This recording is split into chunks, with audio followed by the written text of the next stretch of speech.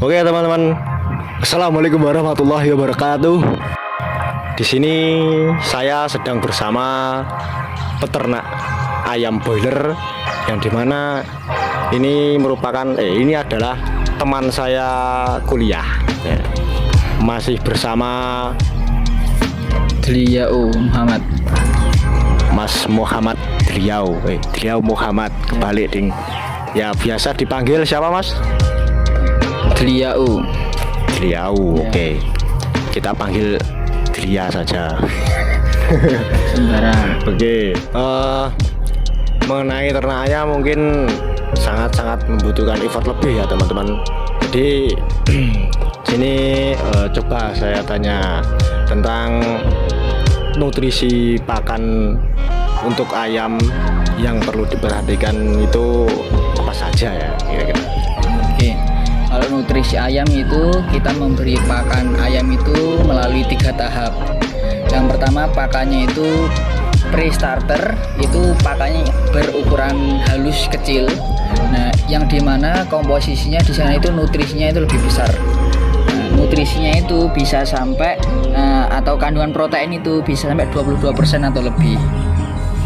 Nah, kemudian tujuannya apa? Untuk mudah dicerna oleh tembol ayam yang masih kecil.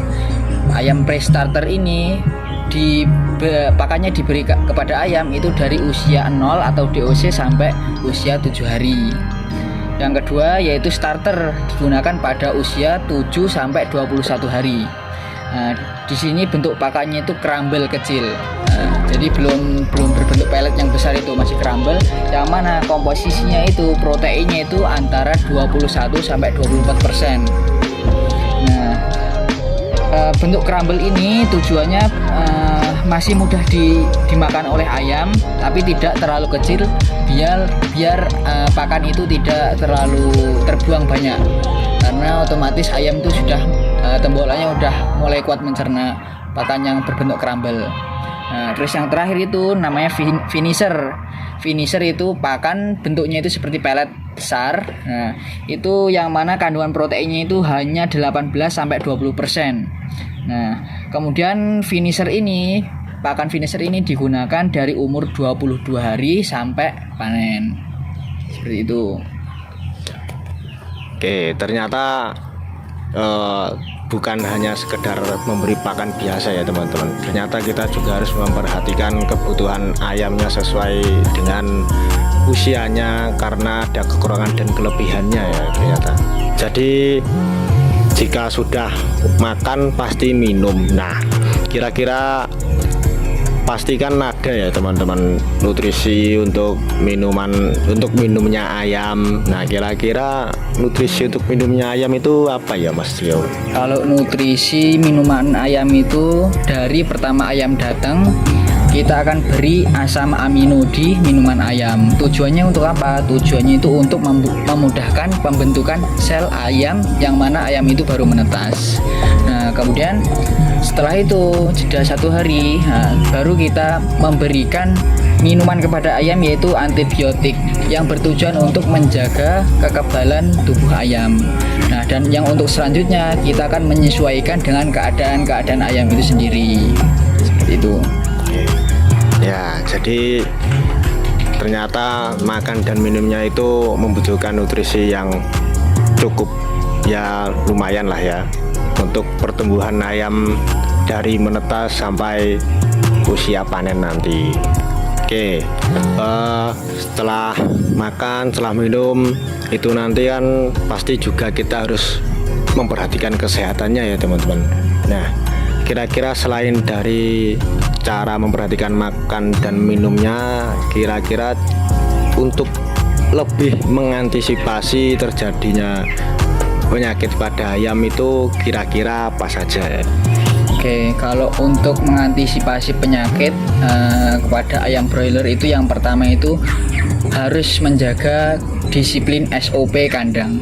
Nah, jadi di kandang itu harus ada SOP-nya. Jadi setiap tamu yang masuk itu nggak boleh langsung masuk kandang sebenarnya. Dan itu berlaku di banyak kandang.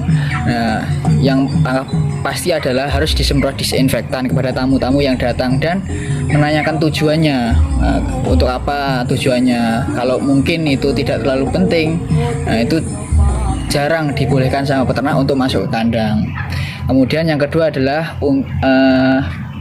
mengatur sirkulasi udara yang ada di kandang. Jadi memastikan bahwasanya udara yang ada di sekitar kandang itu bersih dan baik. Nah, itu nanti ada cara menghitungnya sendiri. Nah, yang terakhir, setelah kita